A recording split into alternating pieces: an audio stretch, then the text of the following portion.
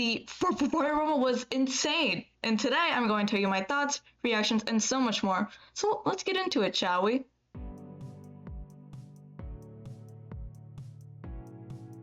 Rumble weekend was definitely something. For me to fully enjoy it, the universe said, you gotta crash out first, which did happen. It did happen, but we clapped back. It is okay. I still had a fun time regardless, and I am so excited to share with you all the experience that I had watching SmackDown, as well as the event on Saturday as well, and then Sunday afterwards. Had no voice. I'll get into that much later, but yeah. Friday Night SmackDown was so cool to see in person again. It's been a hot minute since I've been to a live televised show, so I wasn't sure what the vibes and the energy were going to be like. But once the show began, we were off to the races. As you can see, my dad and I went on Friday. It was just him and I. Tickets were a little bit finicky, but I wore my Roman Reigns shirt because, you know, you gotta rep the tribal chief himself. So yeah, it was so awesome to be able to sing CM Punk's theme with the rest of the crowd. I personally am not a fan of CM Punk. However, I am excited about the work that he's been doing with Seth for the past several months, and it's cool to see him back after being gone for so long. Also, side note, it was really hard to hear what was being said in the ring being in person. However, I did go back and watch the promos that were said or done in the ring throughout the night, so I could get a better idea of what was being said and how the energy and the vibe was in the ring, because obviously being in person was a little bit different because, you know, you're trying to hear but also trying to be engaged with the rest of the crowd. So yeah, as someone who currently lives in Indiana and is actually from up north, it was so cool to see Tyrese have a little thing with Paolo Hayes, and I'm excited to see what else they do in terms of all of this. I'm curious if they're going to bring in more celebs and have them do a little bit more in-ring action as opposed to just being on the side and then going over to like Pat and Michael to have a little chit chat. Also, keep on talking about this for a minute. I'm sorry. Whenever Michin comes out, it always like is so odd to me because I know her as Maya Yim, and I hate that they changed her name. Like, her name was fine before. You could have just left it. There was no need to change it. Anyways, the girls killed it, as always. The promo by Jacob Fatu was killer. Like, this man is going to be pushed to the moon soon, I swear to God. You can really tell that he's passionate about this business and can carry himself well as a single star. I'm very excited to see where his career is supposed to go from here, because honestly, he's just getting started. My dad and I actually met LA Knight as well as Natty and Rey Mysterio a few years ago at a live event.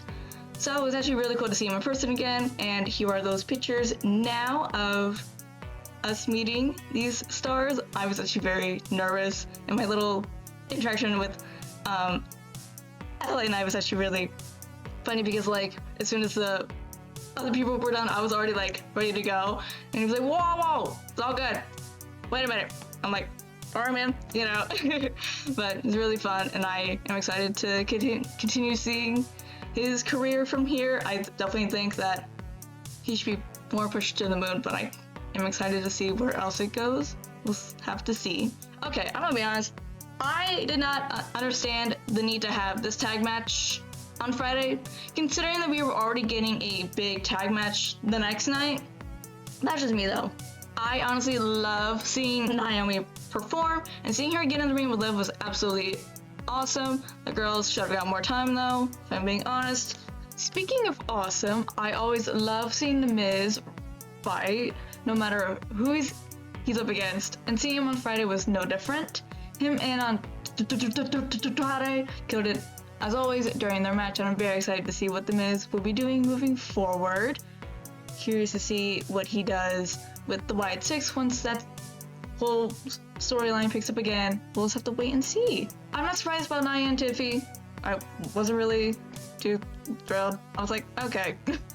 I kind of just wish we would see something different for Tiffy. Hopefully that'll come after the Chamber and Mania. Hopefully we get a little bit more spice, a little bit more fun in her storylines, but I guess we'll have to wait and see for that as well. Finally, it was so cool to see Cody pop in after the show was over to help Damian Priest, another fine-ass man, by the way. Forgot to mention.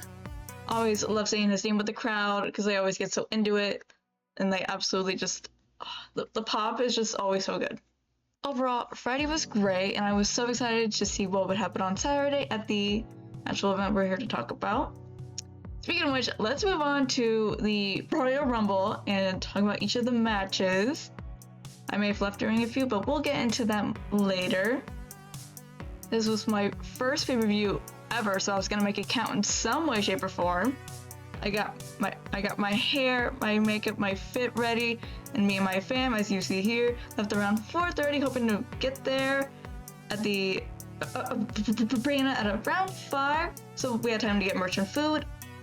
Unfortunately, I had not really accounted for traffic being a factor when we were leaving, so we made it just in time for the show to actually start. With our food, drinks, and energy up, we were ready to rumble. I was so excited to see Io and Liv start off this match, as they are two of the best girls on the roster in my humble opinion. Yeah, absolutely killed it, trying to get the hype going for this match. I was also excited to see Bailey come in at number 12 and have a little moment in the ring with some of the girls. My damage control feels were in full bling.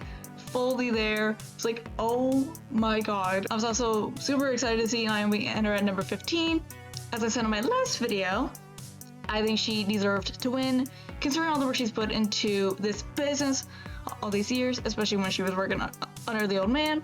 The pop for her was pretty big too, but it's great to see, considering that she left for those few years and had to come back. Also, seeing Jordan Grace enter and have a few eliminations in her first actual Rumble was so great to see, and it makes me excited to see what she does in the company moving forward. With this, I don't think she needs to be part of NXT. She's definitely proven her worth as a main roster star time and time again, and really shined during this match. When her and Naomi hugged in the center of the ring, the tension was rising.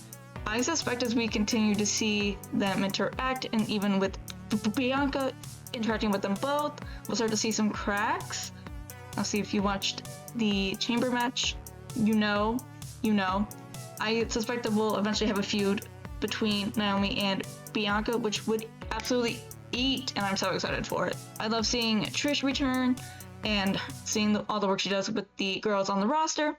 I think her knowledge and expertise in this business can really uplift some of the girls and the work that they do in and out of the ring. I'm gonna be honest, I completely freaked out seeing Nikki return. I was singing my heart out to her theme. That video is staying on my phone. No one is seeing that. I was like, I don't even know who's gonna win now. What the hell? But obviously that was squashed real quick. Speaking of which, let's be honest here. It's no shock that Charlotte was winning the women's match. They were literally hyping it up for weeks. For literal weeks. I was a little disappointed that it wasn't Naomi that didn't win, but not surprised overall. Finally, for this match, we have to talk about one of the biggest, if not the biggest, elephants in the room, Alexa Bliss's return. I was not expecting her to show up. I was so stunned and excited, especially when I saw that she was in the fits she wore in her storyline with Bray, as you see here. I've never heard a pop like that in person, ever. And oh my god, it was absolutely insane. I actually have a small video of my dad when she was making her entrance, which I will share now. I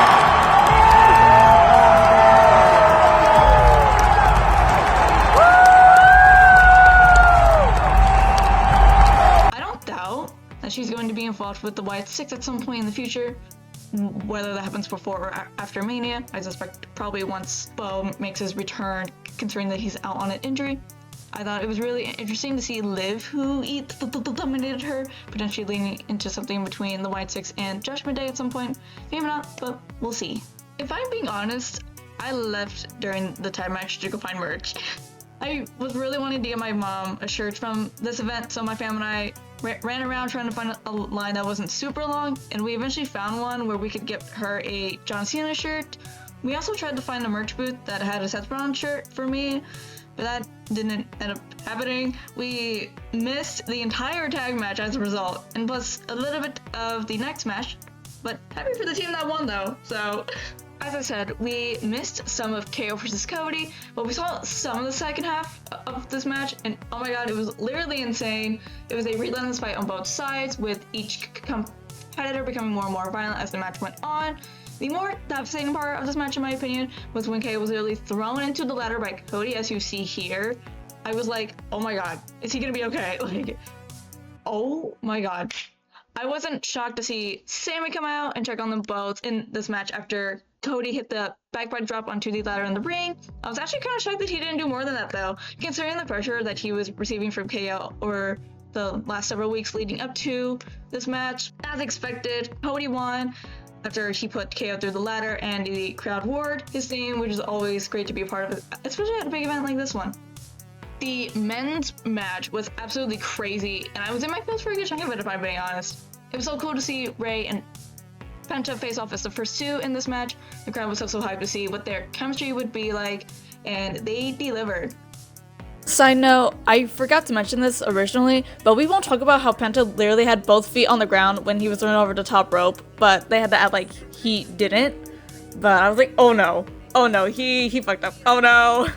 I was expecting actual speed to actually enter the match. Like, I knew that he was supposed to be there backstage doing his dream stuff, but to actually see him compete was absolutely wild. And then Braun literally smashed his ass in the ring with that nasty spear, as you see. So gross. I was like, oh my god. Oh no. Oh no. Seeing Jacob Fatu enter and get 3 eliminations during his first Rumble match was absolutely huge. Then he got rid of Chad Gable, because I was not wanting to deal with his ass about the rest of the match. Do you believe in Joe Hendry? Because I certainly do. Seeing the TNA World Champ compete live was absolutely fantastic, and the crowd absolutely freaked out when his theme played. I cannot wait to see what he does during this partnership between TNA and the WWE. It does kind of suck that he was eliminated by Roman, but that's okay. Speaking of which, him entering at number 16 kind of surprised me, but I'm kind of happy about it because we get to see some cool interactions later on during this match. Okay. I was not expecting AJ Styles to return at the same match he debuted in. Him and Alexa Bliss got the 2 biggest pops of the night by far. There's literally no comparison in my opinion. I'm actually very curious to see what he will be doing now that he's back. When John Cena came out, the whole arena lit up. It had been years since I had seen John live, so being able to be in the same building as him and being able to see his final Royal Rumble was absolutely amazing. Fun fact, my first WWE live event was Monday Night Raw, June 25th, 2012, and I actually got a John Cena pendant right here that I still have today, obviously, and I thought about wearing it to the event. However, one, I honestly forgot about it while we were heading to the arena, and 2, I don't think it would have looked good with my Seth merch, if I'm being honest. Thank God he got rid of Logan Paul, because I was not too thrilled when he eliminated CM Punk. Y'all already know I was so excited to see my boy Seth Rollins make his entrance and tear up in that ring. Oh my god. Oh, my happiness was singing along to his theme, not caring about anyone who heard me. Speaking of which, there's a video of me doing this, but y'all are never seeing that video. That is staying between me and my phone. Ain't no one ever seeing that. Anyways, I knew in my little heart that he wasn't going to win it, but I wanted him to win it anyway, deep down. I cannot tell you how happy I was seeing Seth Rollins, CM Punk, and John Cena in the same ring at the same time. The intensity of these 4 being in the same ring at once was intense. I was honestly hoping that this would be the final 4, which, if I'm being honest, it should have been. The excitement and hype around these 4 was absolutely massive. Being able to yeet with the crowd when Jay came out was also cool, and even more so when he won. I hadn't seen him perform since he was in the bloodline with Roman and Jimmy, so just seeing his progress throughout the last few years now has absolutely been incredible. I didn't expect Jay to win, if I'm being honest, but I'm happy he did. And I'm happy to see that main event Jey Uso is finally having the spotlight that he deserves. The absolute pop for him was absolutely massive, and the entire arena was yeeting along when he won. My dad actually was wanting to yeet on Yeet Street the day after Jay won, so here's footage of that. Alright, so you can't come to Indianapolis, go to Royal Rumble, walking down Yeet Street without yeeting, baby, yeet, yeet, yeet, yeet. Okay, we have to talk about how Punk eliminated both Roman and Seth at the same time and what happened afterwards. The fact that he eliminated both of them, oh my god. Also, after Punk was eliminated by Logan Paul, the way in which Seth attacked both Punk and Roman with the double curb stomp to Roman, his Shield brother, oh my god, and into the steps too, absolutely crazy. I was in my Shield feels, my Shield crumbs, y'all, the crumbs I tell you, I need more. Oh my god.